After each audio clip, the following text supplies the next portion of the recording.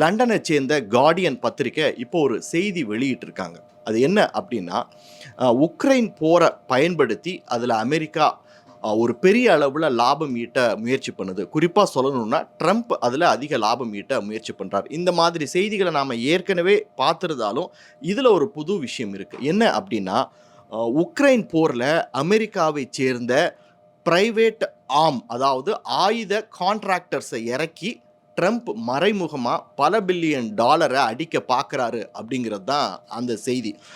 குறிப்பாக சொல்லணும் அப்படின்னு சொன்னால், ட்ரம்ப்போட நெருங்கிய நண்பரும் முன்னாள் நேவி சீல் ஆஃபீஸருமான எரிக் பிரின்ஸ் அப்படிங்கிறவர் ஒரு நிறுவனத்தை நடத்திட்டு இருக்கார்.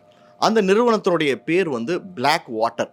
இந்த பிளாக் வாட்டர் என்னென்னலாம் பண்ணுது அப்படின்னா, உலகத்தில் எங்கெல்லாம் போர் நடக்குதோ அங்கெல்லாம் போய் லாபம் பார்க்கறது தான் இந்த பிளாக் வாட்டர் நிறுவனத்தினுடைய வேலை. அதாவது அங்கே போய் ஆயுதங்களை விற்று லாபம் பார்க்கறது, இல்லை அங்கே ஒரு ஆயுத புரோக்கராக செயல்படுகிறது. இப்படி ஏதாவது ஒரு விதத்தில் போர் நடக்கிற இடங்கள்லாம் லாபம் பார்க்கறது தான் இந்த பிளாக் வாட்டருடைய வேலையே.